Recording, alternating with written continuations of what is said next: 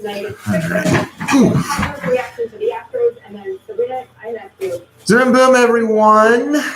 It is Monday, February 24th of 2020, 7 o'clock Eastern, and welcome to, for the first time in a long time, I know, but it was time.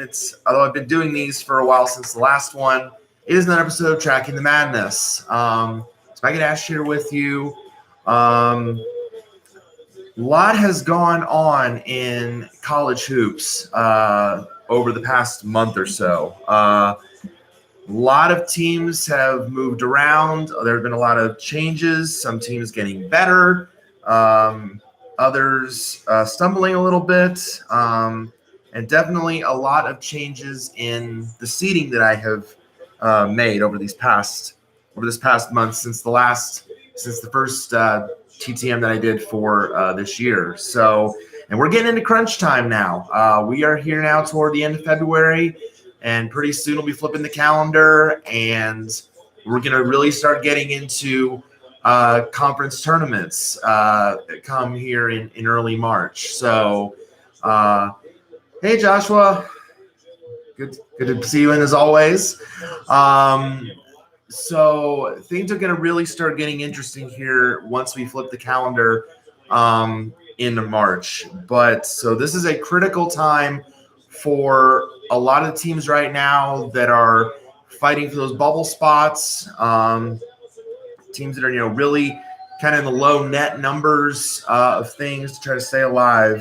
So, so how it's going to work here, I'm going to talk about, I'm going to share my recent projection with you, and then I'm going to kind of really dive into what these teams that are still trying to keep their way into the field, what do they have to do over these, last few stretches of games in their conference tournaments to solidify getting into the tournament. That's going to be the real critical thing at this point for those teams. Now, of course, like I said, there are some teams that are that I'll mention here that are already, to my eyes, they've locked up a spot. They've locked it up, or they're close. Just to kind of give you right now like a general breakdown of where I'm at, and let me kind of pull up my sheet just so I can have it in front of me here. So right now I have 29 teams as locks to make the field. So I don't see any scenario with these teams, some of the teams that I'll mention here that I think are going to miss the field. I have 22 teams as like from the one bid leagues that would be in right now. So that would be 51 spots to be solidified. So that would leave 17 up for grabs. Now I have 7 teams of that 17 that I have labeled as should be in teams, essentially meaning that they're very close to getting to a lock status, but they're not quite there yet. They're about maybe a win or two away from getting to a lock status. Or if by some chance they start to stumble a bit, they could fall back into the bubble. But they're not. They're kind of in that middle ground between the two. Now, bubble team wise, I have 10 teams that I have in the field that are considered bubble teams. And of course, the 8 teams that are just out of the field that are my first 4 out and next 4 out are in that group too. And I have 3 teams listed in the considered group that are just, they're in the hunt, but they're still too far out to really have a big shot right now at getting into the NCAA tournament. So let's jump right in here. Let's start with the South region, very top. And again, I put this together this morning. This was as of 11 a.m. this morning. So this is updated through yesterday's games as well. And the ones for tonight are just now tipping off. There really aren't any huge ones tonight in terms of the bubble. There's a couple conference leaders in action, so a couple C's might be affected. But really, in terms of the bubble, I don't think there are any. Okay, there's one team in action that having the should be in. That's Illinois.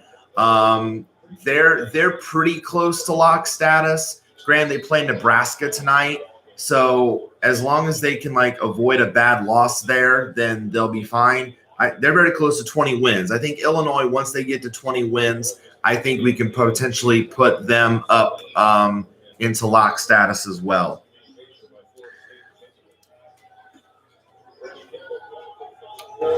Joshua, I have not heard about that. No, I have not heard about that yet. Yeah, I've not seen a thing about it. I keep looking, but I've not seen a thing about that yet. So starting up here in the South region, my number 1 overall seed is still Baylor. Now I was really wrestling with this one because they did lose to Kansas on Saturday. I was really wrestling with it, but at the end of the day, Baylor is still leading the conference. And so because of the fact that I still base this on who is leading the conference at this point in time, I still kept Baylor as the overall number 1. I was really thinking of putting Kansas there, but at the end of the day, I didn't feel like it was quite a time to do it just yet. Now, if Kansas had taken like first place in the conference, then yeah, I might have considered making that move, but I decided not to just yet. So I kept Baylor as the overall number 1. Scheduled to come out May 15th. Huh. That's weird that I didn't even see an announcement on that, because I look on their Twitter all the time and I never saw an announcement. That's really weird. Huh. I mean, that's good though, but I just never saw it on their Twitter. So I have them taking on right now either North Carolina A&T out of the MEAC or St. Peter's out of the MAAC. They're leading those respective conferences right now as the AQs. They've been changing a lot, though, this year. There could be, again, potentially a number of teams that could come out of either one of those conferences. But that'd be one of the first 4 games in Dayton. 8 seed here in the South, Arizona State. You want to talk about a team that has gone on an insane run of late just to get in the position that they're in. Arizona State was hardly on my board at all, like a few months ago, but now all of a sudden they've won 7 straight. Their net rating is rising quickly. If I look here, Arizona State's net is up to 41. They're now 13th in strength of schedule. They're 6-3 away from home, which is really good. They now have 5 quadrant 1 victories, including 9 in total against quadrants 1 and 2. So this went from a potential bubble team to pretty much right now safely in the field. And I think a team that is probably going to get into the field.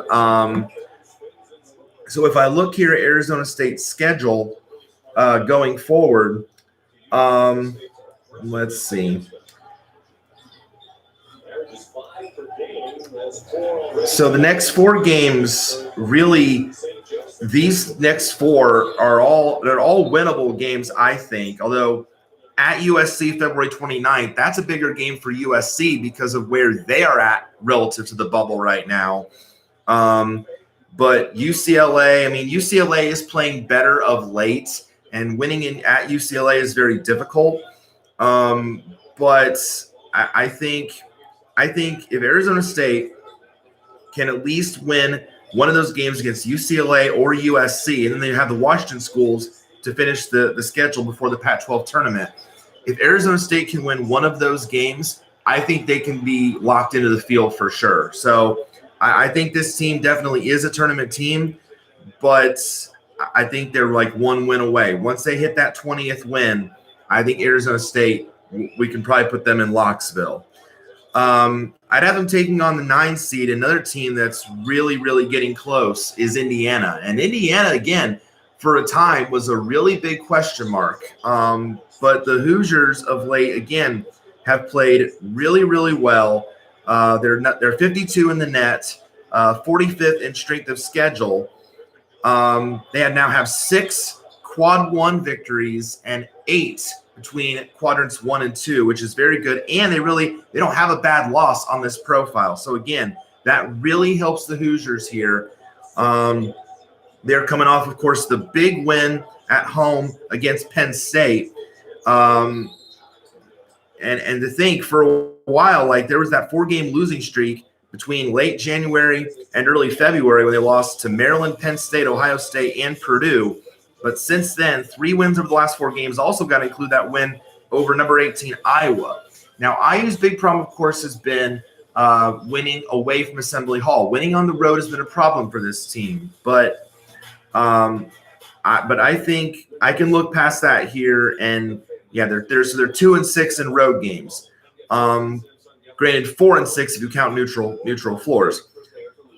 But I can look past that and just see the quality of their wins as to the position. I think they're very close to locking up a spot in the field. The next 2 games are the most critical. Obviously, the Purdue game is the rivalry game. It's at Mackey. Of course, that's a tough environment to win in, and that's a more critical game for Purdue, considering where they're at right now. They're not even considered at this point because they're at 500 at 14-14. I understand their net number is high, but their RPI is not. I don't know why the net loves them so much at 36. Their RPI is 101, so they are not even on my board right now. Because of their record. But if IU can win that game, if they can win at Illinois on Sunday, I think even with those 2 wins, I think they would lock them in the field, maybe even at least 1. But no, Indiana is looking much, much more solid now than they were in previous weeks. 5 seed here in the South is Oregon. Ducks looking really good out of the Pac-12. The Pac-12 at the top is very pretty strong this year, especially now with Arizona State playing as well as they are. Again, Colorado as well. But Oregon, you look at Oregon, 21-7. They've had the 3rd toughest schedule. They're 20th in the net, 7 quad 1 wins. The Ducks are a lock in the field. I've had them locked for a long time. They're in. I'd have them taking on Liberty. Liberty out of the Atlantic Sun. The Flames leading right now there.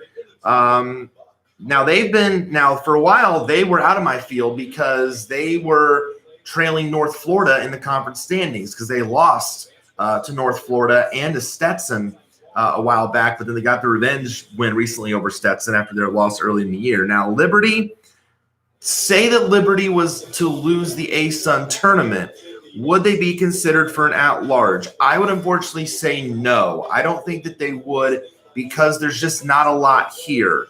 Now, granted, the record is great, 24-3, but the strength of schedule, 298, that's way too low.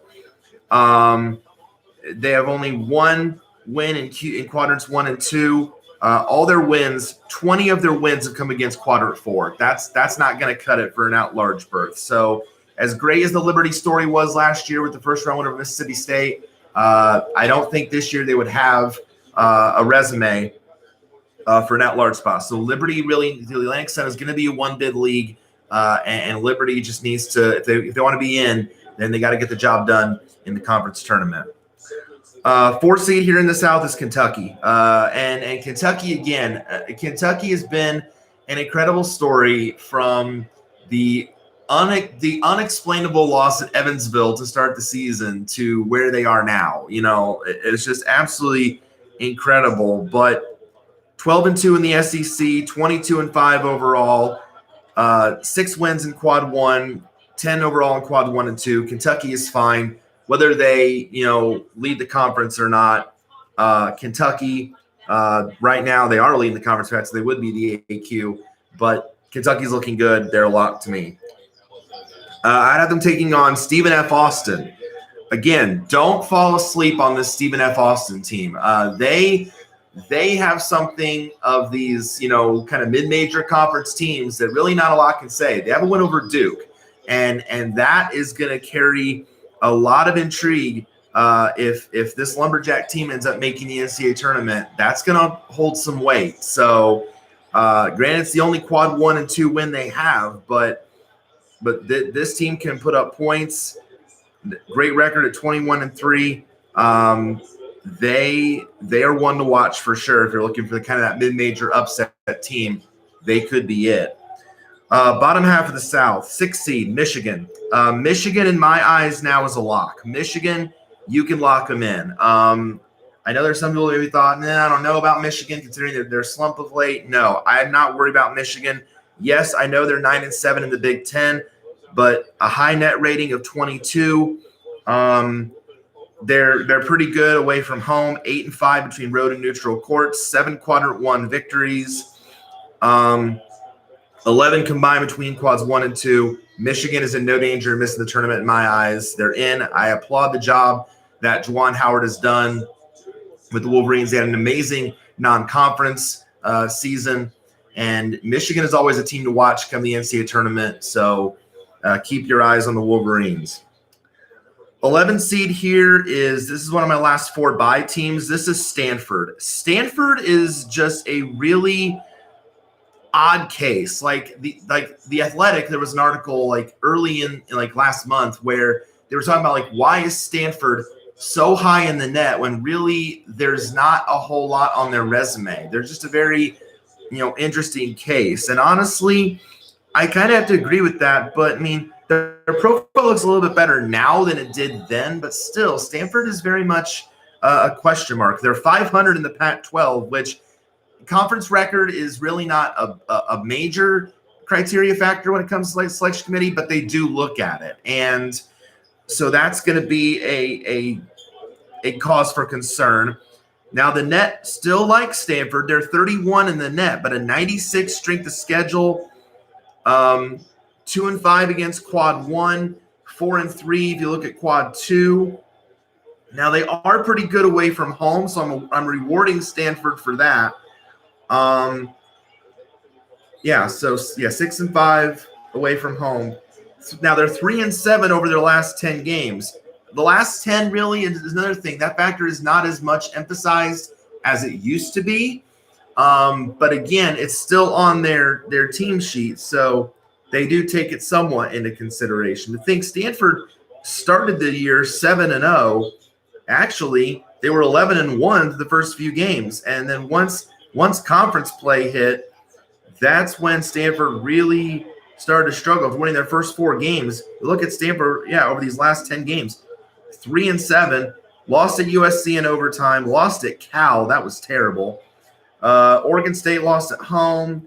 They have a win over Oregon, which is a really good win, but then lost at Utah in overtime, lost at Colorado. That's not too bad, though. Arizona State at home, losing to Arizona. So really, the teams they've lost to, except for Cal or maybe Utah, are really not that bad of losses. So you really can't fault Stanford for that. They're beating who they're supposed to beat.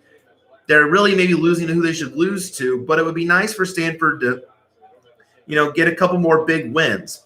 Here's what can help Stanford. If Stanford can beat Colorado at home on Sunday, and if they can win, if they can get a sweep of Oregon on the 7th of March, this coming Saturday, not the 29th, the coming following Saturday, if they can win both those games, Stanford's outlook would start to look a little better. Now, depending on what happens in the Pac-12 tournament, it could also look better too. But if Stanford keeps losing, especially if they lose to Utah on Wednesday, even at Oregon State, if they start losing some of these games, it's going to be really, really hard to keep Stanford in the field. They're on a very tenuous spot right now. They're pretty much sitting on the last spot of my last 4 byes, which essentially means that they're 1 loss potentially away from being in the last 4 going to Dayton in the first 4. So Stanford right now really needs to win some games to try to keep their head above water if they want to stay in the field, in my opinion. 3 seed here is Duke. I don't have to say much on Duke. We know how good Duke. Again, I say it all the time. I know it's redundant, but we know how good Duke is. Like we need to kid ourselves. Duke is Duke. They're 6th in the net, 22nd in strength of schedule, 10-3 against quads 1 and 2. They're always a team to watch in the tournament. As much as I despise them, they are. I mean, they're good. I can't fault that enough. They're a good team. So I'd have them taking on Hofstra. The Pride right now are leading the Colonial. Colonial's had a couple different leaders throughout the year. For a time, William and Mary was leading it. Then Charleston was leading it, and now Hofstra's leading it. So there's actually some pretty good teams this year in the Colonial. If you want a conference tournaments, really watch out for a potential surprise. Watch the Colonial. There could be probably at least 4 teams that could be in the hunt to come out of the Colonial Athletic. It's always been an entertaining league. Remember when VCU was in the Colonial? I do, and they were fun to watch then too. So, and they still are, but they were fun to watch then too. So, Hofstra. I mean, Colonial is going to be a 1-bid league. They would not be an at-large. They're only 2-1 in quads 1 and 2. Because that's both quad 2, by the way. They're a good team, 21-7, but Colonial is going to be a 1-bid league in all likelihood. 7th seed here in the South. Another team that I think is in that should be in status is Wisconsin. Now, Wisconsin is an interesting case because you look at the Badgers' record, you think 17-10. Well, that's more like a bubble team, isn't it? Well, let's dig a little deeper because Wisconsin, the numbers here really like the Badgers, 29th in the net, 26th in strength of schedule. And then you look here at quads 1 and 2. They have 7 victories against quad 1. And if you combine quads 1 and 2, they're 10-9. So Wisconsin's really only nitpick is that they're rough away from home. They're 4-9 in road neutral games. But I think Wisconsin is in a really good position. I look here at the teams Wisconsin has beaten. Maryland at home, Michigan State at home, at Ohio State, at Penn State, home with Ohio State. So they have 2 wins over the Buckeyes. A nice home win over Marquette. A win at Tennessee, beat Rutgers at home, Purdue at home, Indiana at home. So yeah, a lot of these good wins, they are at home, but they also have a couple nice ones on the road as well. The numbers love Wisconsin, and quite frankly, I can't fault them for that. Now, if I look here at Wisconsin's schedule going forward, there we go. Seems kind of finicky. I look here at Wisconsin's schedule. What does Wisconsin have to do to lock it up? Well, how about winning at Michigan on Thursday? I mean, I think if they get that win on Thursday at Michigan, I was thinking about potentially locking them up with the win over Rutgers on Sunday. Thought, well, yeah, Rutgers is kind of the same boat they are in. They're kind of that should be in spot 2. Not quite there yet. Now, if they get a win over a team like Michigan on the road, yeah, then I think we can lock Wisconsin in the field for sure. After that, it's Minnesota, who is beatable, Northwestern, who's definitely beatable because they're terrible this year, and then a big game to close out for the Big Ten tournament at Indiana, which might help in big battle for seeding. But I think if Wisconsin gets that win over Michigan, then I think we can safely lock the Badgers into the field. Let's see. I have them taking on Florida. Florida right now is above the cut line. In fact, for me, they're even above the last 4 buys. I think Florida is in a really good position right now. You look at the Gators, again, same record as Wisconsin, 17-10, but they don't have the same amount of quality wins. That's why Wisconsin's a couple seed lines higher than Florida because, not only because their net is higher, but they also have a lot more quality wins than the Gators do. But Florida is in a really good position, 33rd in the net, also 33rd in schedule. That's a rarity. Like a team has the same net number as their strength of schedule. I don't think that happens often. But Florida, 4-7 against quad 1. They are 8-10 when you combine quads 1 and 2. Look here at Florida's team sheet. Numbers really like the Gators as well. They're 27th in BPI, so that's really good. Now 3-6 on the road, so that's a little bit of a bugaboo. But this profile has no bad losses, so that always helps. And really, their worst loss is at Ole Miss, but Ole Miss is a tough place to play. Any place in the SEC is tough to win at. But you look at who they beat. Nice home win over Auburn, Xavier, Providence, who's played better of late. That win is looking a lot better. They beat them by 32 on a neutral court. That's amazing. So that win, the way to play Providence player now, that win is looking a lot better for the Gators. They have a win at South Carolina. They beat Alabama, Arkansas. So there are some there. I'd say there's probably 3 really good wins on this profile, and I would say 3 decent wins on this profile. So, but they had 5 opportunities in quadrant 1 to get a win, and they lost all 5. So really, that's kind of what's holding the Gators profile back a bit, especially the 6-point loss at Kentucky and the 2-point loss at LSU. Those really hurt. Had the Gators won either probably one or both of those games, I think they would be in a much safer position than what they are now. So we look at Florida's schedule going forward. Now, Florida is 9-5 in the SEC. So again, that certainly helps the Gators as well. So if we look here what the Gators have going forward, Wednesday is a big game for the Gators. That's home with LSU. LSU, in my eyes, is a team that's locked into the tournament. So if Florida can get that win, that could be a massive step forward for the Gators. Then they've got 2 winnable games at Tennessee, at Georgia. Florida, I think, has to win both of those. The Gators cannot really afford a bad loss at this point. So I think they need to win both those games. And then the big one on March 7th at home against Kentucky.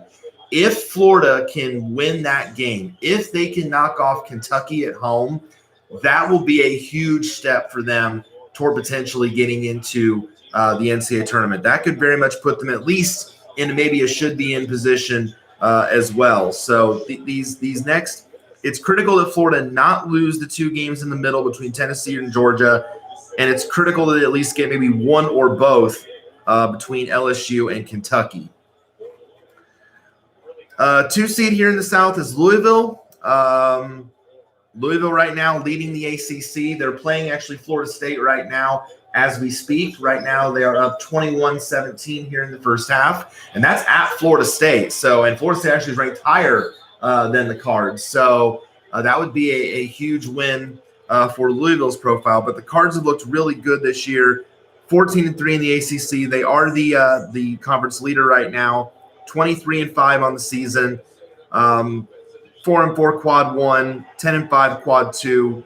No debate how good Louisville is. They're a really good team this year. I'd have them taking on Little Rock, right now leading the Sun Belt Conference, 13-4 conference record, 18-9 overall. And again, Sun Belt 1-bid league. Little Rock only 1-6 in quads 1 and 2. So they would not be. Usually the Sun Belt's a 1-bid league, although Little Rock, of course, has tournament experience. Do you remember they pulled the upset a couple years ago when they beat Purdue in the first round? So they definitely have the tournament experience as well going for them. All right. Moving down to – this is still would be on my left side of the bracket here to like the 4th number 1 seed region here, which would be the East. I still have San Diego State on the 1 line, and this was one of those I was really, really debating, like, should I really keep the Aztecs on the 1 line, even after they suffered their first loss of the season? I was really debating it. I was debating, does anyone on my 2 line deserve to be bumped up to the 1? And really, I couldn't do that. I was thinking maybe Dayton, but comparing the 2 to the Flyers, I couldn't do it. Not yet anyway. It's very close. But right now, I think with what San Diego State has done, I don't think 1 loss is going to be right now too hurtful. I think, obviously that means they wouldn't be, because for the longest time, I had them like ahead of Gonzaga. Like in terms of ranking the 1 seeds, like I would have them ahead of Gonzaga, but now I have Gonzaga ahead of them. So with this loss. So, but they're still 5th in the net. Still 25-1, still 9-0 against quads 1 and 2. And even if San Diego State, by some craziness, does not win the Mountain West tournament, the Aztecs are still going to be in. So that's going to be a bid steal. That's going to be somebody's bubble being burst. So, so a lot of teams are going to be rooting for San Diego State to actually get their business done in the Mountain West tournament, because if they don't and a bid gets swiped away, then that's a spot that's missed out on. I'd have them taking on Radford. Radford right now leading the Big South with a 14-2 conference record, 17-9 overall.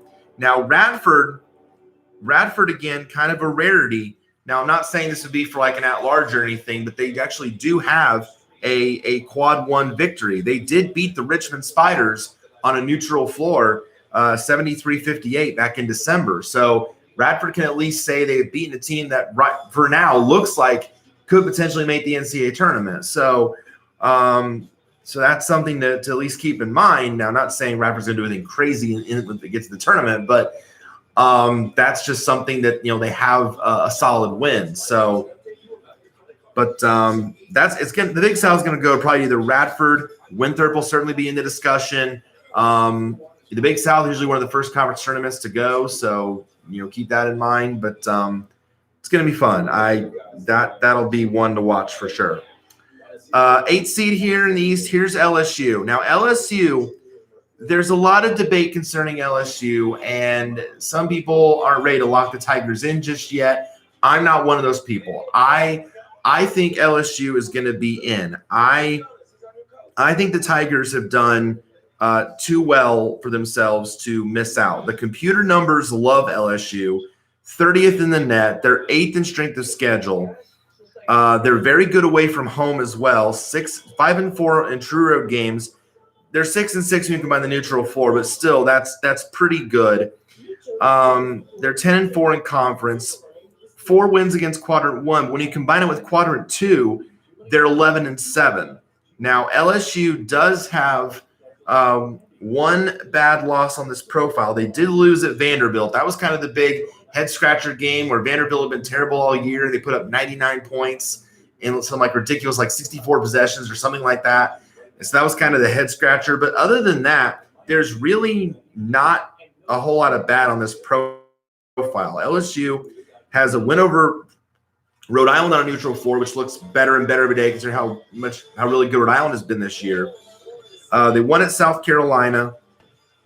They beat Florida at home, beat Alabama at home, Arkansas at home. They went over Liberty at home, which looks really good. So I'm not worried too much. Well, they also have a home win over Mississippi State. I'm not worried too much about the Tigers. I think they are in my eyes. I don't see a scenario where they would be in any danger of missing the tournament field. I look here, if you'll let me, come on. Look here, LSU's schedule going forward. Now, again, the Florida game, that's huge. It's a bigger game for the Gators. But if LSU wants to help their seed line, then they could get a big win and even hurt Florida a little bit. But then the next 3 probably are all winnable games. Texas A&M, they should win that one. At Arkansas, again, that's going to be a bigger game for Arkansas because of where Arkansas is relative to the bubble. That's going to be a bigger game for Arkansas, and then Georgia. So, but I think if LSU, again, this team is a win away from 20 wins. But usually for me, 20 wins, if you're a major conference team and you get to 20 wins, I don't see you missing the NCAA tournament field. But I think LSU is already safely in based on the body of work that they have done. Their computer numbers are strong. 11 of their 19 wins are quad 1 and 2. I don't see how a team like that misses the tournament. I don't see that. Even if they were to lose out and then lose in the first round, it's still a 19-13 team with all those wins. I don't see how that misses the field. They probably obviously would be low on the seed line, but I don't think that misses the field. 9 seed here in the East, and a team that I think should be in the tournament is Rutgers. Now, again, Rutgers is very close. Rutgers has a really solid profile. Again, 17-10 record. They're 34th in the net. They're 51 in strength of schedule. That's a little low, but all that aside, now the only other problem with Rutgers is that they are not a very good team away from home. They had the long home court winning streak for a very long time, but you look at where they are on the road, 1-9 in road and neutral games. That is not exactly very promising. But again, I look at Rutgers, what they have done thus far, 3-8 against quad 1, and then you look at combined with quad 2, 7-9, which isn't bad, and only really one bad loss. So Rutgers to me is in a really good position. The numbers, they're also 34th in DPI, 32 in KenPom, and 46 in Sagarin. So the computer numbers really like the Scarlet Knights here. The one bad loss was to St. Bonaventure on a neutral floor. St. Bonaventure has been playing better of late, so really that loss does not look as bad now as it probably did then. So I'm not going to really punish them for that too much. They also have a loss at Pitt. Pitt was playing well earlier in the year. They've fallen off a bit, so that loss looks a little bit worse. But you look at what else they have done. They have wins over Illinois, Purdue, Indiana, home against Penn State, home against Wisconsin, and also they have a really nice home win outside the Big Ten. They beat Seton Hall, who, oh, by the way, leads the Big East by 20 at home. That is insane. That is amazing. So that's a big thing for Rutgers to go on. So that is really why I have Rutgers and they should be in position. And they are very, very close to ending up in Locksville. They are very close. So if we look here at Rutgers' schedule, I probably, had they beaten Wisconsin, I probably would have locked Rutgers in the field. I probably would have had they won against Wisconsin, in Wisconsin. I probably would have locked up Rutgers had they won that game. But they lost by 8. Now, here's the one that would probably lock them in. If they can win Wednesday night at Penn State, then to my eyes, Rutgers is in. If they can win that game, and Penn State, of course, is coming off that loss to Indiana. So that we'll see how they respond after that loss. But if Rutgers can win that game, I think the Scarlet Knights are in. And then if they miss that opportunity, there's another one for them on March 3rd when they get the Maryland Terrapins at home. If they can win that game, I think Rutgers gets in. If they can win one of those two games, then in my opinion, Rutgers is in the field for sure as a surefire lock. And then they end the season at Purdue, which again, tough place to play, but Purdue is reeling. So I don't know how they're going to respond. But in my eyes, I really don't see, let's say Rutgers loses all those games. Then you have a team at 17-13. Then you're kind of getting close there a little bit. But if they win then a game or two, let's say in the Big Ten tournament, I think they'd still be fine. If they lose the first game, then things might get a little nervous. They might maybe end up in the first 4. But I think for where they're at right now today, I think Rutgers is fine. And I think if they can win one of those big games, I think they'll be in the field for sure. I don't think they'd have to worry. 5 seed here in the East, Butler. Again, I love what the Bulldogs have done this year. Big East. Now, granted, they've faltered of late. You know, Butler started really strong this year, and they've struggled a bit of late. But I still don't think there's a scenario where Butler is going to miss the NCAA tournament. Let's not kid ourselves. Yes, they are 7-8 in the Big East, but 23rd in the net, 40th in strength of schedule. They have 8 quadrant 1 victories. You're not going to leave a team like that out of the field. They're going to get a high seed, 13-9 combined between quad 1 and 2. No bad losses. Bulldogs are safe. They're a lock. They're in. I have them taking on East Tennessee State. Now that could be dangerous because you want to look for these kind of surprise mid-major teams. Keep your eye on the Bucks because they have been really good in the SoCon all year. Now the SoCon though, is really top heavy. Like there are 3 potential teams that could be the automatic bid out of the Southern Conference. Of course, East Tennessee State is one. UNC Greensboro is another. Furman is the third.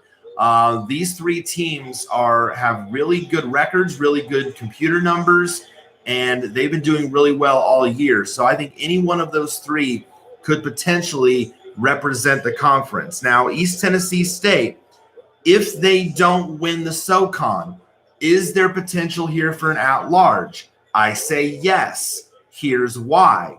Because the computer number, the net number, is really good at 39. They also have, between quads 1 and 2, they are 3-2. So they have 3 really good wins on their team sheet.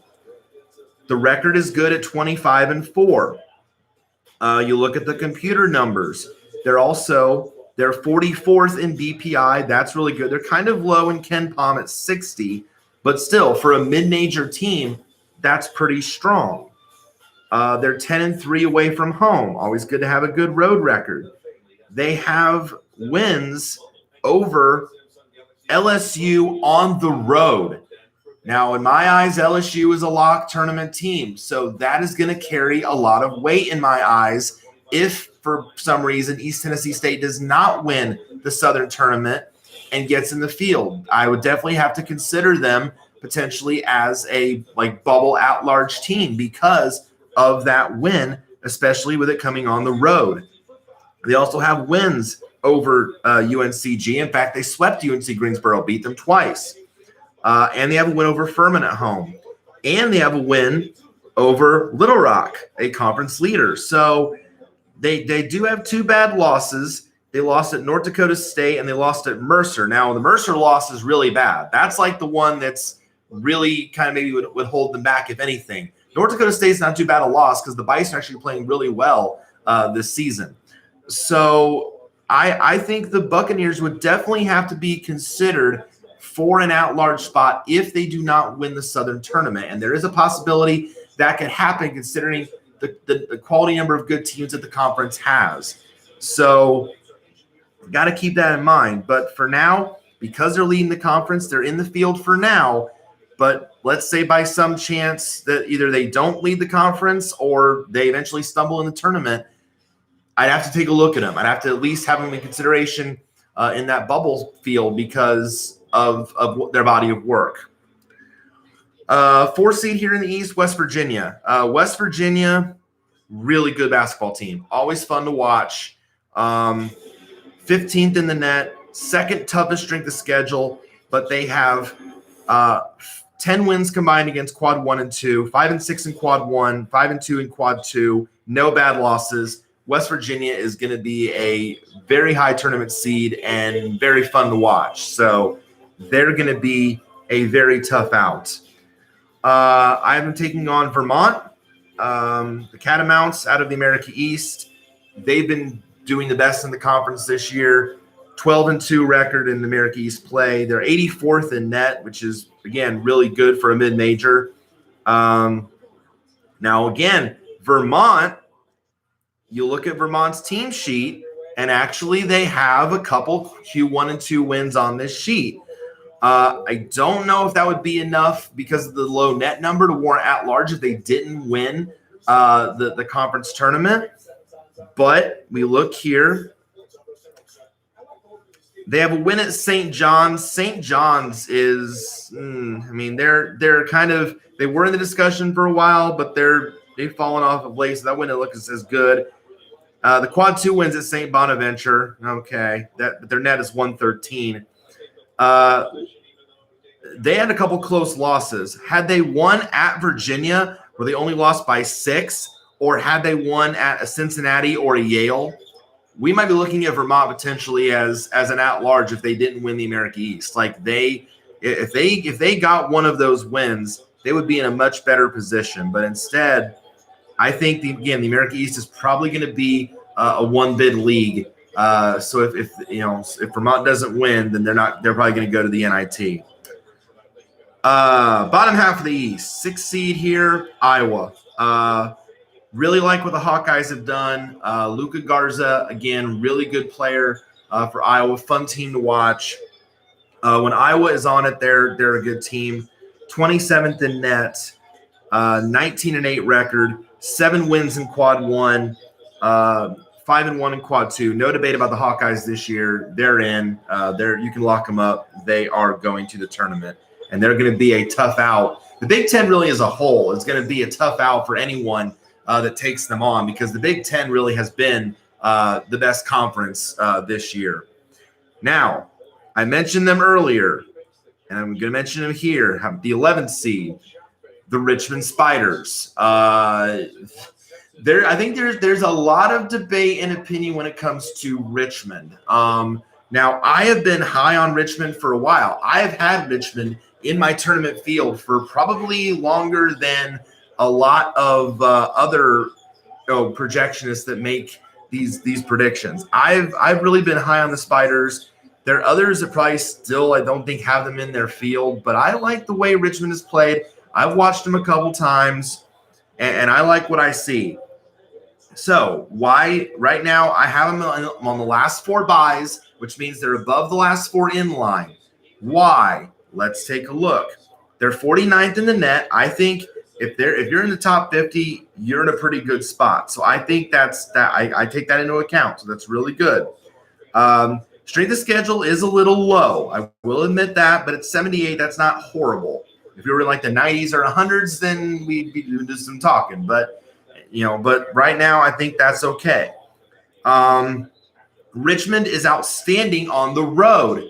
This is a big reason why I like the Spiders too. They're 7-3 in true road games. That for me is huge. So I really, really like that about the Spiders. Now we look at their team sheet. They're also 10-4 in the A10, which again is really, really good. And then the metrics are similar in the other ones too. They're 45th in BPI, 52 in Ken Palm. But then we look here, 2-4 against quad 1, 2-2 in quad 2. So 4-6 combined. So again, it's okay. It's not jump off the page great, but I think it's good enough right now that Richmond is okay. Now, the one bad loss was at Radford. Radford right now is a conference leader. I think actually that really helps Richmond here because, again, that's really seen as, they lost to a conference leader. It's not too bad. But you look at who they've beaten. They beat Rhode Island at Rhode Island. That's a huge win because Rhode Island, of course, is, I think, a team that should be in the NCAA tournament. They also have a neutral 4 win against Wisconsin, who I think is a team that is eventually going to get into the NCAA tournament. That's another should-be-in team. And then they have a home win over VCU, and VCU I'm considering, so that's not great. But I look at those 2 wins. I look at what they've done away from home, and I really, really like what I'm seeing from the Richmond Spiders. So that's why I've been so high on them for so long. So if we look at their remaining schedule, and the RPI loves Richmond too. You look at this, the RPI, they're at 30 in the RPI. So again, I think they're a tournament team right now. I don't see why others are so low on them. I mean, the next 3 games really are all winnable games for Richmond. If Richmond loses one of these next 3 games, then we really have to start kind of like reevaluating the Spiders a bit. We really have to really look at this. At George Washington, GU's net is 191. They cannot afford a loss to them. Home at UMass, 141. Again, that'd be another devastating loss. They cannot afford that. Now, Davidson's net is 77. So really, if they lose that one, or actually considering that's at home, that would be a quad 3 loss. So depending on where they're at right now, so that might be a little bit of a stinger. So again, maybe it would be good that you to lose that one. And same with that Duquesne. Duquesne is 95. So all four of these next games for Richmond are winnable games. So if they lose like at least to GW or UMass, that's going to be a problem. Davidson, Duquesne, maybe not as bad, but if they lose one of those first 2, they might drop down a line or two. They might really start to struggle a bit. But but if they get the job done in those games, Richmond will be in a lot better position, I think. So right now, I have Richmond above that cut line, but you never know what can happen. So I'll have to wait and see what happens with the Spiders. 3 seed here in the East is Seton Hall. Seton Hall leading the Big East, 17th in the net, 20th in schedule. Seton Hall has 10 quadrant 1 wins. That is insane. And, oh, by the way, they have no bad losses. And of the 5 quad 4 teams they play, they beat them all. So Seton Hall, great team, fun to watch. The Big East as a whole is fun to watch. Like if you're just a casual fan and looking for a conference to watch one day, watch either the Big Ten or the Big East, because you're going to get some pretty entertaining basketball either way. So, but Seton Hall, fun team to watch. I have them taking on Colgate. The Raiders out of the Patriot League. They represented the Patriots League last year. They're doing well again this year, 13-3, 21-7 overall. Now, again, Colgate can boast that they do have a win over a Q1 team. They did win at Cincinnati, and that win is starting to look a little bit better because Cincinnati's starting to make a push themselves toward the NCAA tournament. So at least they have that going for them. Again, not saying that Colgate would probably, get into the at-large of didn't win the Patriot League. No, the Patriots can be a one-bid league, but right now Colgate's looking pretty strong.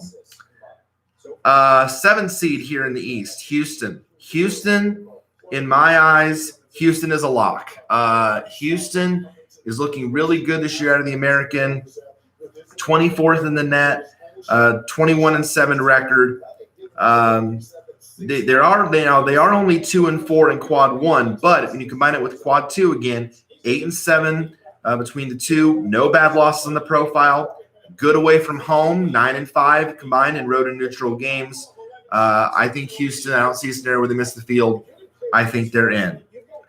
I would have them taking on Virginia. Yes, Virginia, the defending national champs, are very much, though, a bubble team. They are really, really starting to fight a bit to stay in this field. But right now, again, I have them on the last 4 buys. Right now on the 10 line, scrapping to stay in. But lately they've played really, really well. Their numbers are looking better.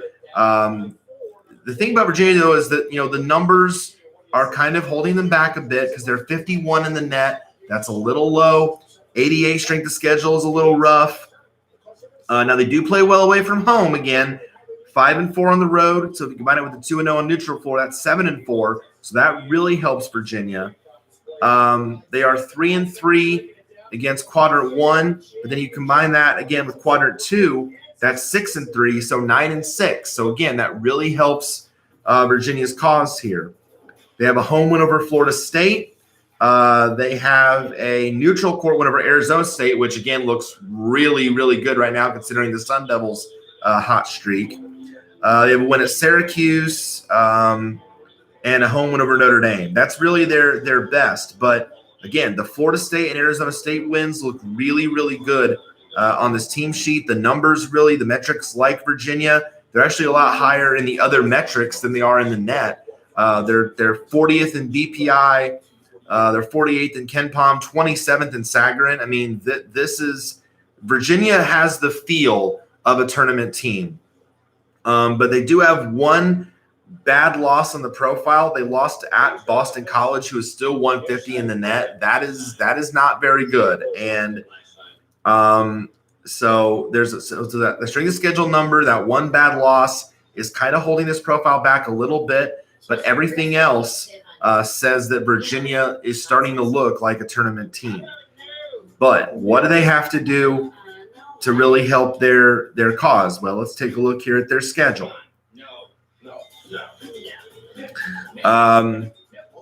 Let's see, Wednesday, they're at Virginia Tech. That is a winnable game. That is a game that really Virginia cannot.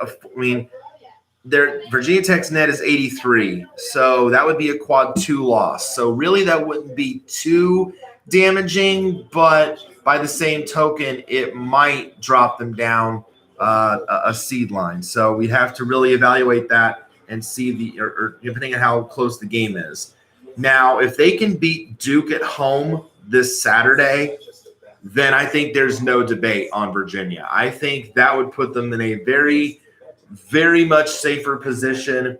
If they can get one out of either Duke or Louisville on March 7th, then I think Virginia would be in a really good spot. I think Virginia right now is in a really good spot, and I think they have the potential, if they can get one of those big wins there, to move up the seed line.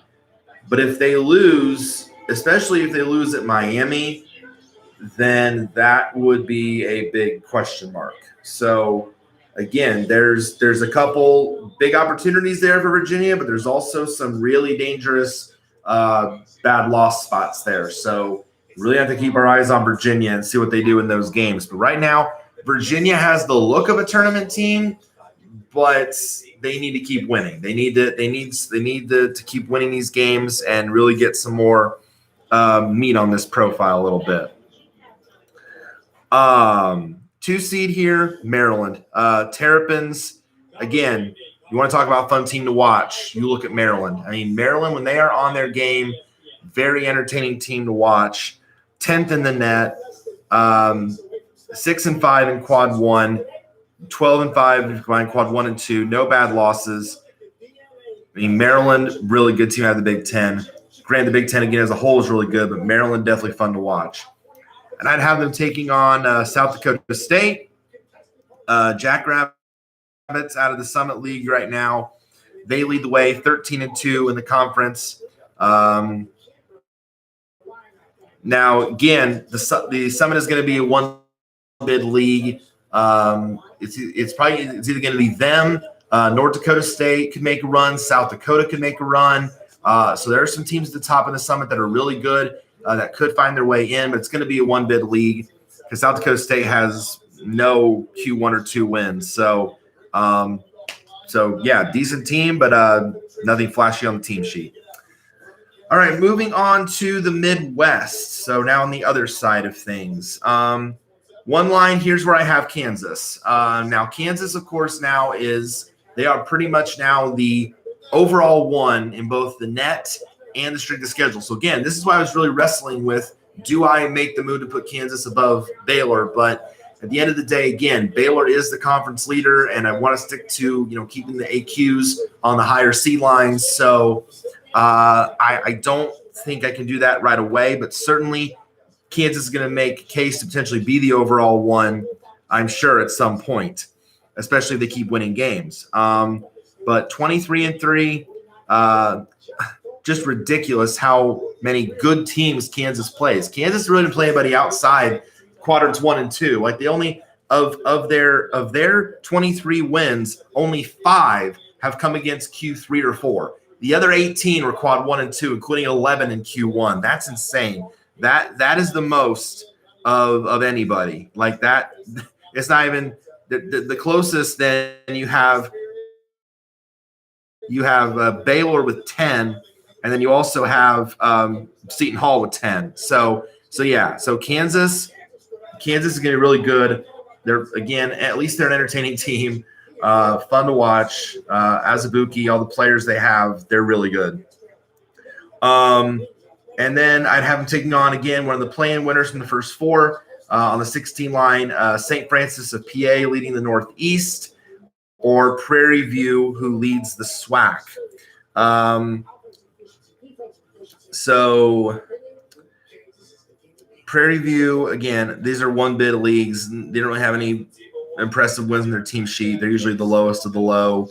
The Northeast could have a number of teams in it because a number of teams come out of the automatic bid, because Merrimack, who actually leads the conference, is not eligible this year because they are in the transition year from Division I. So they can't win the automatic bid. So it'll be the team the next in line to take it. And right now that would be St. Francis. So that's why I have them in the field. And now for the SWAC, again, number of teams come out of it, but right now Prairie View leads the way at 11-2.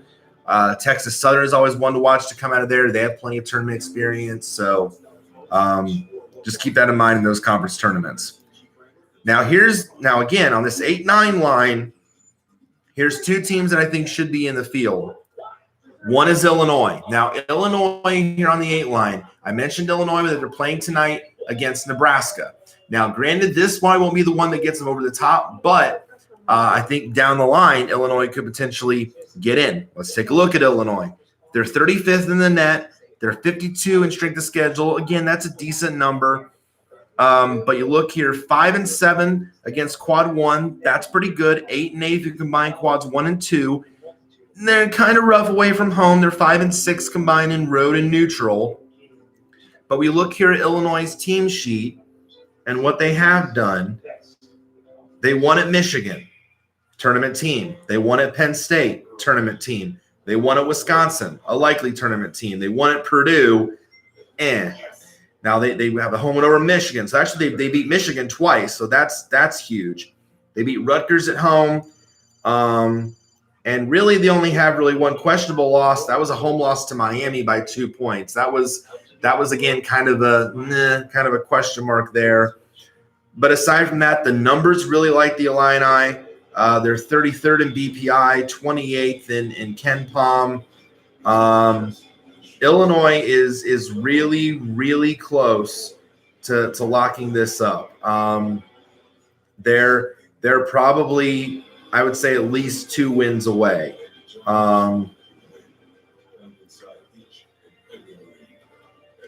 So I would say, and really the next 2 games are very winnable. They get the 2 worst teams in the Big Ten, which is Nebraska and Northwestern.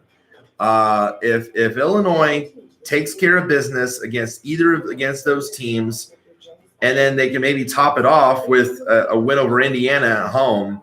If they can do that, Illinois will likely end up in Lawrenceville. Like they are very, very close. They've got some really tough games down the stretch, but I think if they win at least the next 2 and maybe a third, Illinois will lock their way into the field for sure. They end with Ohio State and home with Iowa. But if they can at least take care of business in these next 2, I think it'll be really, really good. Oh, hey, Burby. Welcome. And then you look at a team on the 9 line, Rhode Island. Now, again, I mentioned how good Rhode Island has played. And, again, I really like what they have done. 37th in the net. They're 11-3 in the Atlantic 10. 54th in strength of schedule. And then we look here at the team sheet. And here's what Rhode Island has done that, again, and the numbers also – the numbers compared to the net are a little low on the Rams, but not by much. They're 52nd in BPI, 44 in KenPom. They're great away from maybe not great, but they're 6-5 on the road. So they're above 500 on the road. That's really good. What's holding them back a little bit is the fact that they are only 1-4 against quad 1, but when you combine it with quad 2, 6-6, so at least 500. They have a road win at VCU. They have a nice win at home against Alabama and Providence, which is looking really good considering Providence's run of late. They actually have 2 wins over VCU. And they have a win over North Texas on a neutral floor, which North Texas right now is a conference leader. So they do have the 1 bad loss in the profile at Brown. But okay, 1 bad loss. I don't think that's really a spoiler here. I look at the good that they've done. And I think this team, to me, I've watched Rhode Island again play a couple times against VCU, and I think they looked like a really good team. Fats Russell, one of their point guards, is really good, really fun player to watch. I think one of the best in the A10. So they, to me, look like a tournament team, and I think they're, again, kind of a win or 2 away from getting there. They're 8-2 in their last 10 games.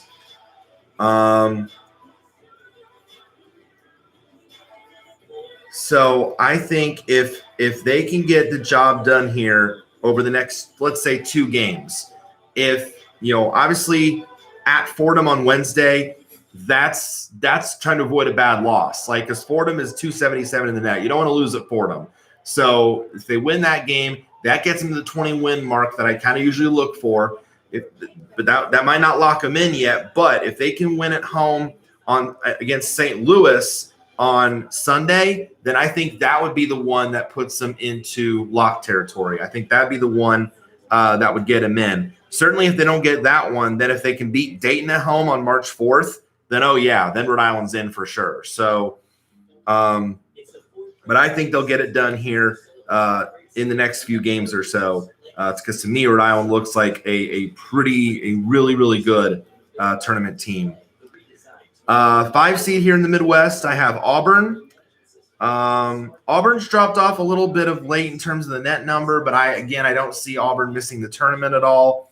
28th in the net rating, 41st in strength of schedule, 23-4 record. Again, 12 wins combined between quads 1 and 2, no bad losses. Auburn is a really good basketball team, and of course they went on the great run last year to the Final Four. So they're carrying that right over. So Auburn to me, really good team. Gonna be a fun one to watch.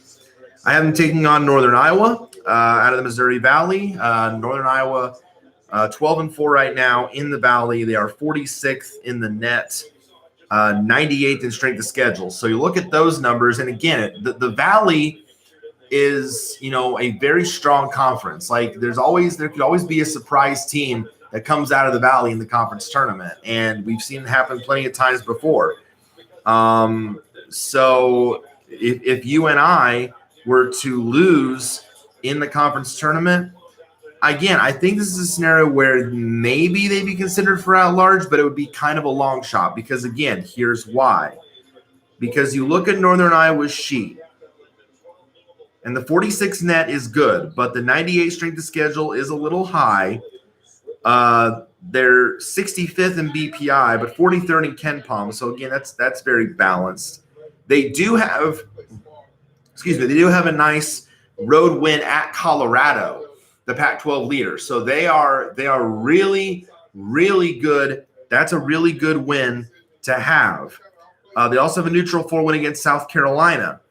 But then you look at a couple of these bad losses. They lost to Indiana State 110. They lost at Southern Illinois 139, and they lost at 206 Illinois State. So even though those losses came in conference, those are teams really that Northern Iowa should have, taken care of business against, and they didn't. So with that being said, if Northern Iowa were to not win the Valley tournament, to not win Arch Madness, then I don't really think – I wouldn't look at them as much as, say, in East Tennessee State. I think certainly it'd be maybe warranting a little bit of consideration. But, again, those bad losses are going to hold this profile back, and they're not going to disappear. And I don't think that would, put them in. So I think for Northern Iowa, keep winning games and keep trying to shore up for the conference tournament. Because I think that's the only way that Northern Iowa is going to get in, or else if they falter in the conference tournament, they'll end up in the NIT. 4 seed here, Penn State. Again, when Penn State is good, they're a really good team and really fun to watch. 25th in net. Granted, their schedule's not been great this year. They're 112th in the strength of schedule, but 7 quad 1 wins, 12 between quads 1 and 2, no bad losses, solid away from home. It's amazing to see the turnaround that Penn State has done, and I give kudos to the coaching staff and the players. They've done a really nice job. Penn State is going to be also a team to watch come March. I have them taking on Akron. Akron right now, the Zips leading the MAC at 11-3. For a while, it wasn't Akron even ahead of the MAC. Bowling Green was actually the rep in my field for the longest time until Akron, went ahead of them and took the lead again. But Akron has been probably the best team in the MAC all season. They're 74th in the net, 99th in strength of schedule, 19-6 record. Now, again, the MAC is going to be a one-bid lead because Akron has no wins in quadrants 1 or 2. So, again, whoever wins the MAC is going to come out of it. So Akron would not be a bubble consideration if they lost the MAC tournament. Sixth seed here in the Midwest is Marquette. Again, Marquette, you know who we're talking about Marquette. Marcus Howard. I mean, let's not kid ourselves. He is absolutely outstanding. He's one of the best players in the country. He is very entertaining to watch on a nightly basis when Marquette is on. The guy, I mean, Marquette will go as far as Howard goes, but this team is so good. 26th in the net, 7th strength of schedule, 11 wins between quads 1 and 2, no bad losses. Marquette, really, really good basketball team. Now, here's where we start getting into the teams that are with this 11 line on my last 4 in. So right now, I have 2 of these teams here playing in the first 4, and let's look at them to see what they need to do to better their profile and why they're in the situation. One is USC. Now, USC had a bad loss over the weekend, losing at Utah. That was because I had USC clear of the last 4 in line. I had them on the last 4 buys, but when they lost to Utah, they dropped down a line. So now they're in a very precarious spot here. But USC, 47th in the net. They're 62nd in strength of schedule. Decent numbers, but not great. Again, home or away from home, 8 and 7 combined between road and neutral. That's also decent. The problem with USC is they've had a lot of missed opportunities to get quad 1 victories. They are 2 and 7 against quad 1. Now you combine it with quad 2, and it becomes 8 and 8. So again, right at 500. So there's a lot of things, holding this back, and their numbers are also a lot lower if you look at the other metrics. So again, that's why USC is going down the line a bit. They do have a nice neutral court win over LSU, and a win over Stanford at home. But aside from that, there really isn't a whole lot here to go on. Had they won at Arizona back on February 6th and they lost by 5, or won at Colorado and they lost by 4, or lost by 9 at Oregon, if they get at least 2 of those wins, USC is in a lot better position than they are right now. They also, lost. They also got slaughtered at home by Colorado and on a neutral floor to Marquette. They lost by 2 at Arizona State. So again, if they had that win at this point, they'd be in a lot better spot.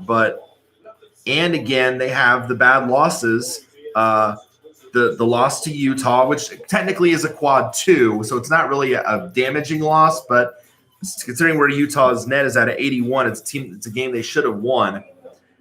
But then the one that's really the head scratcher, losing at home to Temple with a net of 111. Like, that is absolutely unbelievable. So that, again, is a reason why they're down a little bit. So they're in for now, but if they start stumbling along the way, it's going to be a big question mark here for USC. They're 4 and 6 also in the last 10 games. So, but we look here at their upcoming schedule. The next 2 games are critical for USC because they get the Arizona teams. So they get Arizona at home on Thursday and Arizona State at home on Saturday. I think if USC wins at least one of those games, then they get off of this last 4 in line and move back up. I think they could be in a much better spot. If they get both, then oh boy, then USC starts to look really good, because then that would be 4 wins.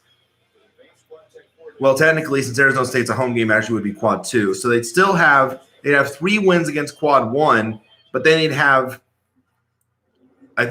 like combined at least 10 total between quads 1 and 2. Yeah. So they would be in a much better spot if they win both those games. But if they get one, then they at least, I think, would be off of the out of the first 4 and moving up. So this week is a critical week for USC. Who would I have them playing in Dayton?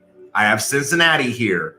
Let's look at the Bearcats. Now, the Bearcats for the longest time I did not have in the field. I didn't think that they had quite enough on the resume to get in, especially considering Cincinnati's profile is really, really weighed down by 4 bad losses. They have 4 losses in quadrant 3.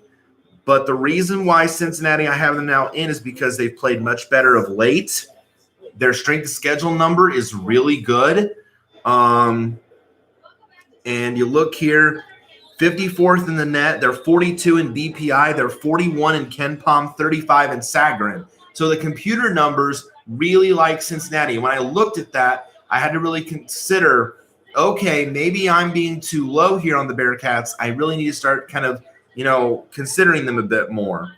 Now, 4 and 5 on the road, that's not terrible, but that could be a little better. But good schedule number, good record, 8 and 5 against quadrant 1 and 2. So that's really good. You look at who they've beaten. They have a home win over Houston. Houston's a conference leader. That's real. Yeah, that's really good. The win at Wichita State was huge for them. In fact, they swept the Shockers, so that's huge for Cincinnati. And they also decent wins over Memphis, Tennessee, and UConn. So quadrant 2 wins. But then you look at the 4 teams that they have lost to. You look at these 4 teams that are dragging down this profile. They lost at home to Colgate by 1. Colgate's a conference leader. That's really not that bad a loss if you really think about it. They lost at home to UCF by 2. And that's nah. Again, that could have gone either way, but UCF is not a great team, 127 the net. They lost on a neutral floor to Bowling Green by 7. Bowling Green at the time was leading the MAC. So, again, that's kind of hard to hate on. And then, but at Tulane, losing by 5. That's the really bad one at 174.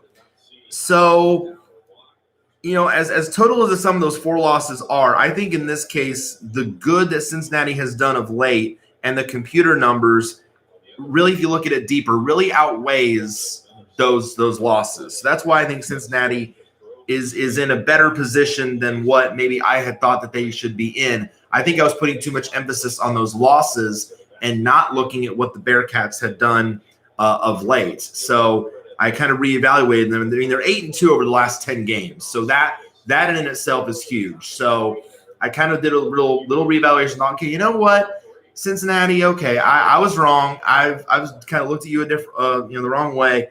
I'm going to put you in the field because after that win over Wichita State, the sweep of the Shockers, I think was huge for them. Now this is a critical game coming up on Sunday for Cincinnati because they go to Houston. Do remember, they beat Houston at home earlier this season. So if they can get a sweep of the conference leader, Cincinnati could be, again, in a much better position than where they are now. Now, losing to Houston, if they lose that game, it doesn't necessarily take Cincinnati out of the field. Depending on what other teams do around them on the bubble, it might not take Cincinnati out of the field. Now, if they lose like one of their last 2 games, let's say, to at South Florida or at home to Temple, yeah, then I think we would probably take Cincinnati out because those would be 2 more bad losses to add to a profile that already has 4. So if they can get the win over Houston and put them in a better spot, and then they would need to keep winning. If they win out, win some games in the American tournament, I think Cincinnati would then would probably feel really, really good about itself going forward. 3 seed in the Midwest, Creighton. Oh, I love watching Creighton play. Oh, I mean, this is a good offensive team. When they are shooting the ball effectively well, like, again, Big East, fun to watch anyway. But with Creighton, like, I watched Creighton a couple times, again, on TV, and I love the way they play. I love the way they move the ball around. I love Creighton. I really like them. They've shot up the net rankings. Like, every time they beat a Big East team, Creighton rises up the net rankings, and that's why now they're on the 3 line, because they are just so fun to watch, and they've beaten these big teams in the Big East. 9th now in the net, 15th in strength of schedule. They do even though they play well at home, they also play well away from home. 7-5 between road and neutral games. 14 wins combined between quads 1 and 2. 9 of them quad 1, and no bad losses. This Creighton team, fun to watch. Keep an eye on the Blue Jays in the coming month ahead. I have them taking on Belmont.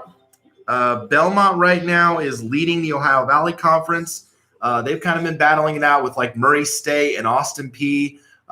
So again, there's a couple of possibilities that come out of the Ohio Valley. And normally now in most years, like one of those teams in the Valley, whether it be Belmont or Murray State, they'd be high up the net rankings, but not the case this year. It's kind of been a little bit of a down year for those teams because Belmont's only at 102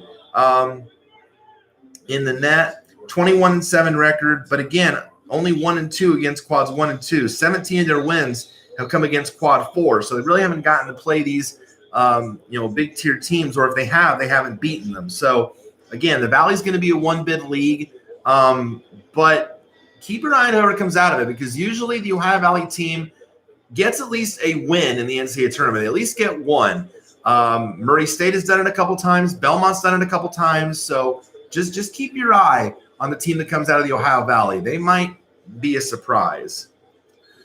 7th seed here in the Midwest is Ohio State. And for me, Ohio State is in Locksville. I think Ohio State is in the field. Even though they are 8-8 in the Big Ten, I think the resume here is too good.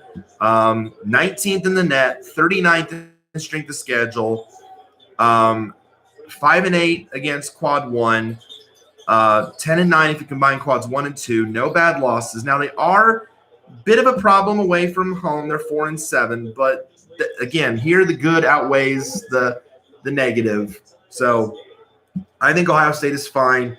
They're going to be in the field. Now I have them taking on Wichita State. So we talked about Cincinnati. Let's look at the Shockers because for me it seemed like the Shockers were safe for a long time and Cincinnati was the team kind of struggling. Now Cincinnati's playing outside his mind looking better and Wichita State's kind of going in the other direction here. I mean, Wichita State for now I do have them above the cut line, but I have them like the last team above the last 4 buys. So they're kind of skating on thin ice, if you will. They're very much in a precarious spot. But let's look at Wichita State. 43rd in the net. They are 85th in strength of schedule. So again, these American teams have these high strength of schedule. So really that's kind of a strain on them a little bit. If you look at the metrics, though, the metrics really like the Shockers, though. They're 39th in BPI, 39th in KenPom, 40th in Sagarin. So again, they're really good there. 4-4 in true road games. Now, the good thing with the Shockers, no bad losses. So that really helps their profile a bit. But only 2-4 against quad 1. And if you combine quads 1 and 2, it's 8-7. So that's okay, but not off the page. Wow.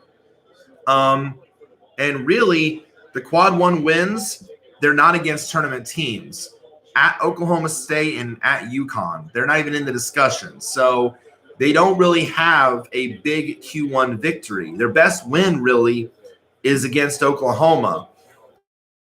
But they're even out of my field right now. So really, if I look at this, Wichita State really does not have a win against a team that is really in the tournament for sure. But they've been playing well enough early on in the season that I had them in the field safely. But now that they, have been struggling of late and they're losing to Cincinnati like twice and, they don't have a great win to speak of, I think it's really only the numbers right now that are really keeping Wichita State in the field because they don't have a flashy win. So that's why they're kind of in this precarious position that they're in, because they need a big marquee win on the profile. Let's take a look at the Shockers' schedule. See, and they're 34th in the RPI, which again, that's really good. They're helped by the fact they have no bad losses.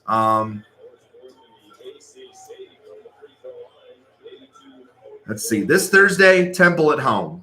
Have to win that game. If Wichita State loses that game to Temple at home, that is a horrible, that would be a quad 3 loss. So that would be their first bad loss on their profile. It would be a horrible time to have one. And that would really potentially put them in the, last 4 bye/in discussion. At SMU, at Memphis, and Tulsa. So really, you look at those 4 games, really Memphis is the only team that I have on my board right now as a potential tournament team. Granted, they're far out of it, but Wichita State really cannot afford to lose like any of those games. Temple would be a quad 3 loss at home. If they lose at SMU, that's a quad 2 loss. At Memphis would be a quad 1, and losing Tulsa at home would be, well, actually, that'd be a quad 3. So they at least have to beat Temple and Tulsa at home to avoid a loss outside the top 2 quadrants. If they lose at SMU or Memphis, that's not as bad, but I would just compel Wichita State to just keep winning games, because at this point, any loss is going to be a big question mark for the Shockers. So they need to keep winning games. 2 seed here, I mentioned them earlier when I was talking about moving on the 1 line, but that's Dayton. Again, the Flyers, very impressive this year. Obi Toppin, of course, again, you're going to talk about a great player from the A10 and one of the best players in the country. He is legit. But the Flyers, 25-2, 4th in the net, 10-2 against the top, no bad losses. Dayton is a true, really good basketball team, and they're going to be fun to watch in the NCAA tournament. Have them taking on Wright State, the Raiders out of the Horizon League. Again, this is going to be a 1-bid league, of course, as well. But right now, the Raiders leading the way, 22-6, 14-3 in conference play. 18 of their wins have come against quad 4. So again, 1-bid league, not going to be an at-large team. You have to get the job done in the Horizon League tournament. All right, finally, the West region. Top seed here is Gonzaga. Even though Gonzaga lost to BYU this weekend, I think BYU just played outside their mind in that game. They were determined to win that game at home on the home floor. So that's not a knock to Gonzaga. It's just that BYU is just as good a team as Gonzaga is. I think 3 teams for sure are coming out of the West Coast Conference. That's Gonzaga, BYU, and St. Mary's. I think all 3 of those teams, I already have BYU as a lock. I think with that win, that locked them into the field. And St. Mary's I have as a should be in. So I think all 3 of those teams are going to represent the West Coast Conference. And so really, unless one of those 3 does not win the West Coast tournament, and then a bid stealer emerges, maybe a Pacific, maybe a San Francisco or Santa Clara, if one of those emerges, then those 3 are going to get in. So I don't see, but we know Gonzaga. We know how good they are. We don't need to talk too much about them. They're a good team. I have them taking on Montana. Montana out of the Big Sky. The Grizzlies leading the conference right now, 13-3, 131 in the net. Again, this would be a 1-bid league. 12 of their wins have come against quad 4. So, 1-bid league there. But right now, Montana leading the way. A team that is in the field, in my eyes, is an 8 seed here. That's Texas Tech. Texas Tech, to me, locked it up this weekend. Red Raiders have been good all season.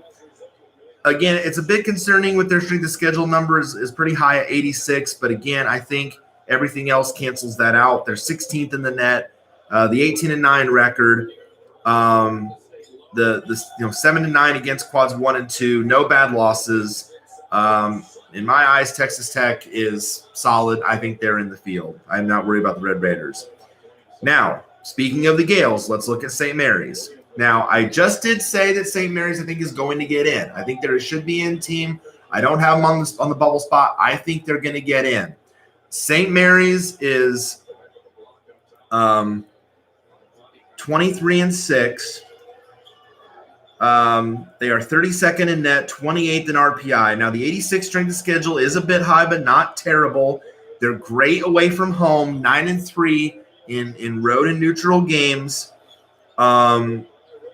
They do have 2 bad losses on the profile, but 3-3 against quad 1, 7-4 if you combine quad 1 and 2. That's really good. So I'm not panicking too much here about St. Mary's. I think their numbers are solid enough that eventually I'm going to lock them into the field. They have a home win over BYU, really good. They beat Wisconsin and Arizona State on a neutral floor. Those are two really strong neutral court wins, especially beating Arizona State by 40 against an Arizona State team that's now on a 7-game win streak. That's going to hold a lot of weight. They had a nice win over Utah State at home as well. They have a couple bad losses here on the profile. Lost at Pacific 109, lost at Santa Clara, or home loss to Santa Clara 137, and then lost at home to Winthrop 154. So, but again, I think the quality wins there outweigh those losses. I think St. Mary's is going to be fine at the end of the day. But let's look at their schedule. Let's see what St. Mary's has. So they have 2 regular season games left.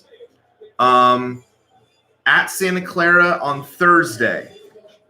I mean, if they win that game, Santa Clara, it's not going to really move the needle much. But depending on what other teams do around them, that might be the one that locks them in. If it doesn't, then if they can win at Gonzaga this coming Saturday, that will lock St. Mary's in. That will lock them into the field for sure. So I think they're a win away. Whether it's one of those two, whether it comes in the conference tournament, I think St. Mary's is in a really, really good spot. So I think they're going to get in. They're in a really good position. That's really all I got to say about St. Mary's. I think, again, in this case, the good really outweighs the negatives. 5 seed Michigan State. Michigan State to me is a lock. Sparty has struggled of late, but I don't think it's going to affect them come tournament time. 13th in the net, 59th in strength of schedule, no bad losses, 10 quadrant 1 and 2 wins, good away from home. Sparty's fine. I am taking on Yale.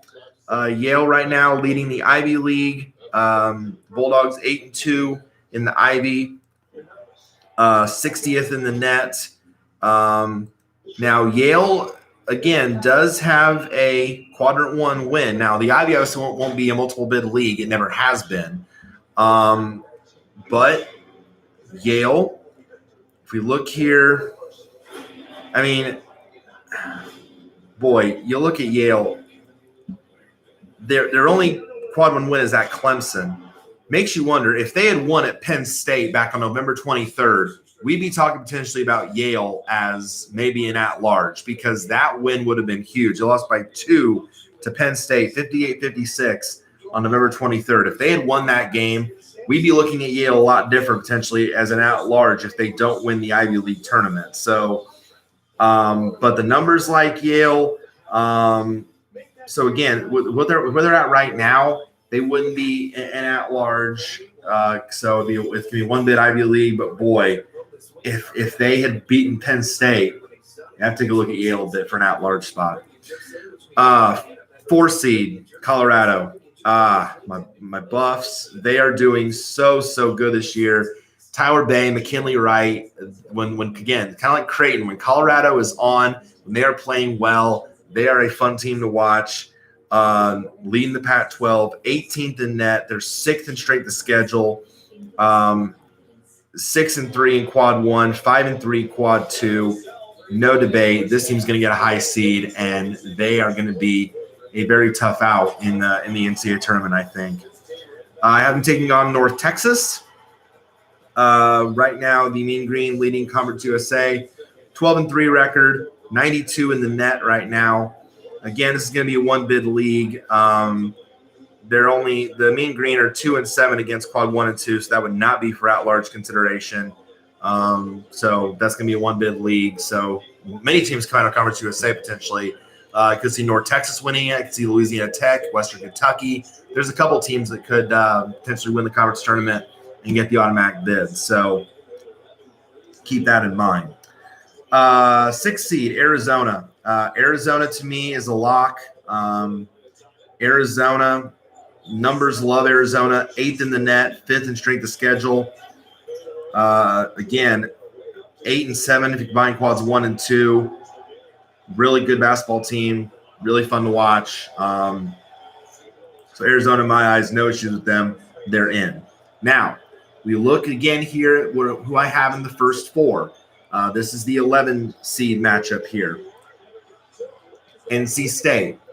NC State has really come on strong of late. For the longest time, NC State was kind of hovering around the bottom of the cut line. They had some really good wins, but then they got the big one this past weekend when they beat Duke by 22 at home.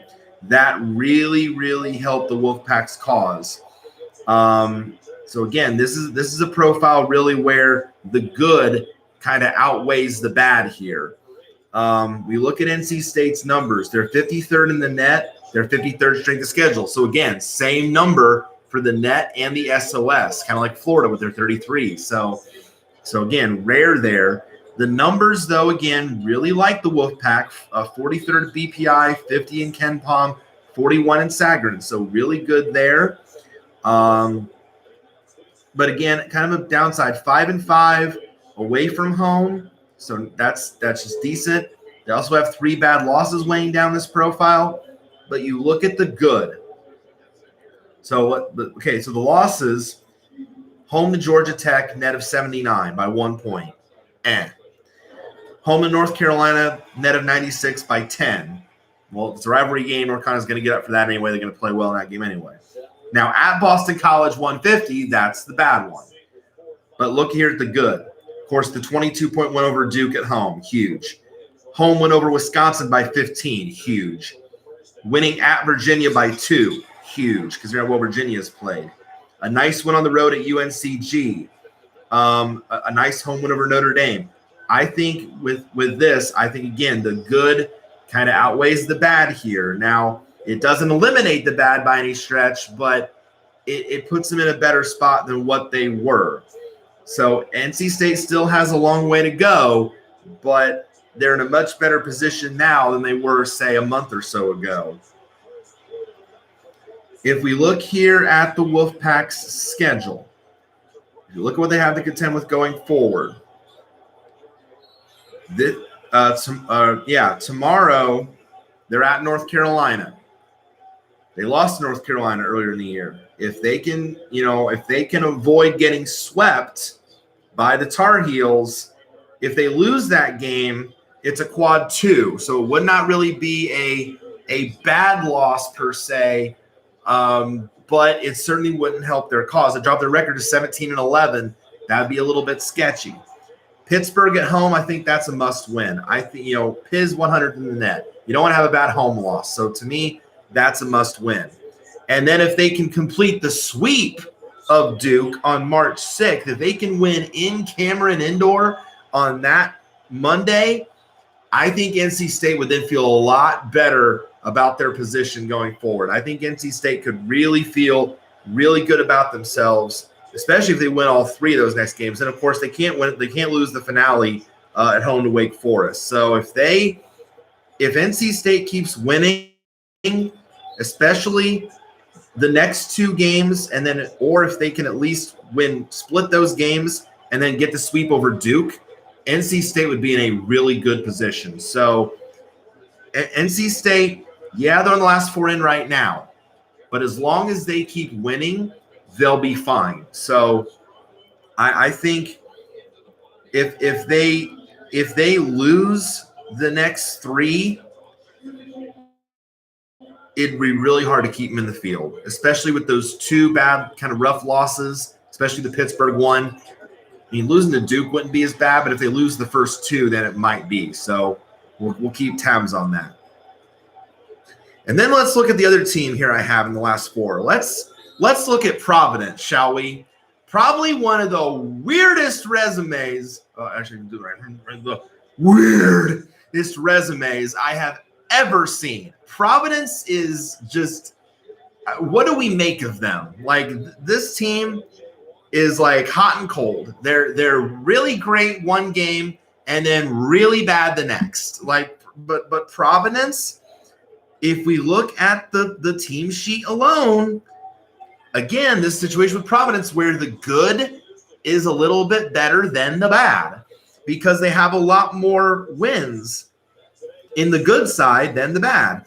The net is 48, a great strength of schedule, 14th, but toughest strength of schedule. And Providence is playing this well. That's insane. 4-6 on the road is not good. But when you look at who they've beaten, you look at who Providence has beaten. A home win over Creighton by 17. A road win at Butler by 4. Beat Marquette on the road by 1. Beat Seton Hall at home by 3. Beat Marquette at home by 12. So they swept Marquette. Beat them twice. They won at Georgetown. In fact, they've actually beat Georgetown twice. They beat St. John's at home. I mean, this team has beaten some really good teams home and away. But then you look at the downside from this team in November when they lost 4 games. These 4 teams, they lost to Charleston on a neutral floor by 8, net of 143. They lost to Penn at home by 6, 159. They lost at Northwestern. I can't fathom that one. Northwestern is 6-20. How did they lose at Northwestern by 9? That one to me is like, huh? How did they lose that game? And then they lost on a neutral floor to Long Beach State by 1. Long Beach State's net is 288. So obviously you can't get rid of what happened in November. But you have to also take into consideration what they have done since then, beating these really good teams in a really good Big East. So right now, yes, Providence is in, but again, not by much because we have to take into account what they were in November. Every game now is viewed equally, and we can't ignore what happened in November, but we kind of also have to look at them now and say, they're playing better, and the numbers reflect that. So, this Providence team has, again, 7 wins in quad 1 and 3-0 against quad 2. You kind of have to take that into consideration a bit. So I'm not saying that Providence is fully safe by any stretch because their resume is so weird, but let's see what they have coming up because, again, this is going to be, as I mentioned, the critical times for these teams coming up. Providence is definitely going to be one of those critical teams. Let's look at what they have coming up before the Big East tournament. This Saturday, they play at Villanova. They lost to Villanova by 4 at home back in January. If they can win that game at Villanova, Providence might even jump up to the last 4 byes. That would be their 8th win against Q1, and it would just be absolutely insane if they could win that game. And then really the last 2 for them at home, I think, are must-wins. Xavier, where Xavier right now is in a really good position, and then they have to beat DePaul at home before the Big East tournament. If they win all 3 of those games, you've got Providence at 19-12 going into the Big East tournament, and really, I don't even know if they would need another win to get in. I think even if they lost the first week, even at 19-13, I think Providence would still get in. So, because with that Villanova win and with the Xavier win, I mean, that would be in my eyes plenty enough. So, Providence right now is almost like, all that November stuff, that wasn't the real us. That wasn't the real Providence. We were trying to figure out who we were then.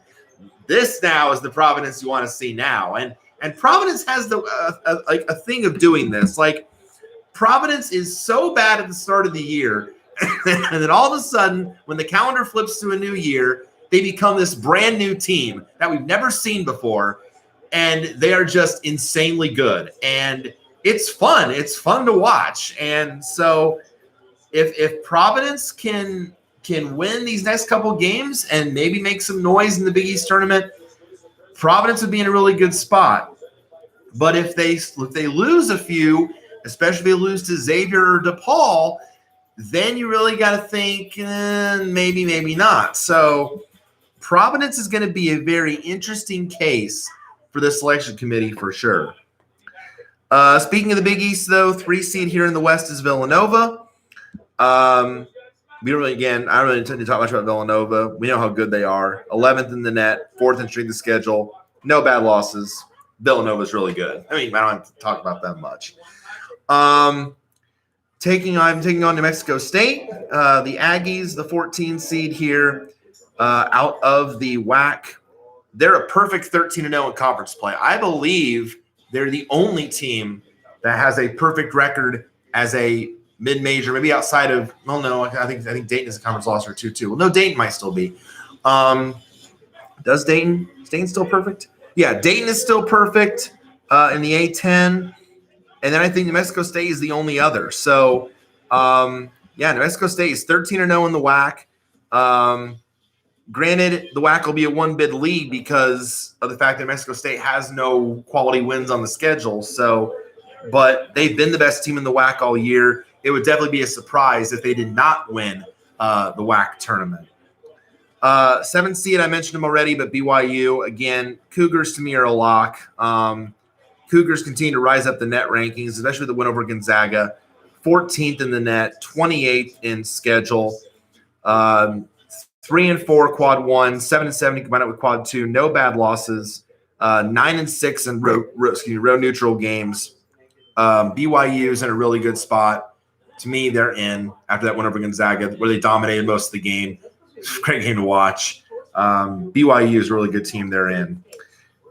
Now, the other team you look at on the 10 line, let's talk about Xavier. Now, Xavier, again, in a really, I think, at least a decent position. I have them on the last 4 buys on the 10 line. The computer numbers really like Xavier. 44th in the net, the 12th toughest strength of schedule with a 17-10 record. And the thing, again, that helps Xavier is no bad losses on this profile. So this is really good for the Musketeers. They're 4-0 in quad 3, 4-0 in quad 4. So no bad losses on this profile. They have the road win at Seton Hall, which was huge. They have the home win over Providence, which is looking better and better. The home win over Cincinnati looks better. So really they have right now 3 wins over tournament teams, and also some decent wins over St. John's twice, and a home win over Georgetown. So some really decent wins here. Of course, Xavier could have done more in quad 1. They've had a lot of opportunities, but they made up for it with the quad 2 wins. So, and they've played well of late. And the computer numbers, again, like Xavier, 51st BPI, 45th Ken Palm, 39th Sagarin, really good. So there's not really a whole lot of flaws in Xavier's profile. Granted, they are 6-8 in conference play, but again, that's easy to overlook considering, how well they've played, who they've beaten. So that's why Xavier is ahead of the cut line, the last 4 in for now. If we look at Xavier's schedule and what they have ahead, tomorrow night they host DePaul. That's a home game. Now DePaul's net is at 72, so if Xavier loses that game, it's a quad 2 loss. Yeah, because 1 through 30 at home is quad 1 and 31 to 75 is quad 2. So that'd be a quad 2 loss. So again, not damaging, but that would drop them to 17-11. So a little bit of a question mark. But then the next 3 would be critical for Xavier's tournament hopes if they want to put themselves in a better spot. Sunday, they're at Georgetown, fellow bubble team. So that could potentially be an elimination game, perhaps, especially if Xavier loses to DePaul. Then March 4th, they're at that same Providence team that I just talked about. So again, that's another big game here. And then March 7th, they have Butler at home, which would be a huge win if Xavier could get that. So these next 4 games, if you look at a critical stretch here, that's critical for Xavier. So If they win out, they get to 21-10, which I think then would probably put them in the field for sure.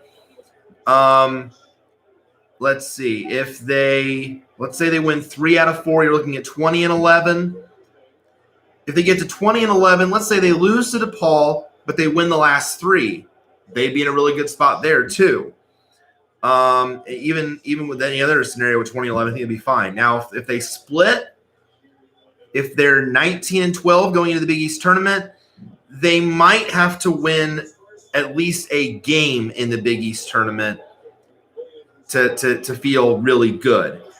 If they lose 3 of 4 or even lose all 4, then we really have to worry about Xavier here, and they'd have to do some real damage in the Big East tournament. But I think even if they split those games, I think they could feel probably really good about themselves going into the NCAA tournament. So I think at least win 2 out of the 4 and then I think you'd feel really good. But I think DePaul is a must-win to avoid a rough loss. I think winning at Georgetown would be huge. Winning at Providence would be huge. Winning at Butler would be huge. So if you can at least get 2 out of those 4, Xavier, I think you can feel pretty good about yourself. 2 seed Florida State. This is the West region, by the way, if I didn't mention it.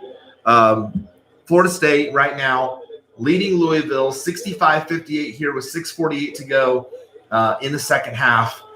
So that would obviously, again, be a big boost to Florida State, potentially moving a higher seed, potentially perhaps. But right now, again, really good Seminole team, 12th in the net, 50th strength of schedule, 4-3, quad 1, 8-1, quad 2, no bad losses. This Florida State team is good. As we can see, they're 6th ranked in the country. This is going to be a highly ranked team come tournament time.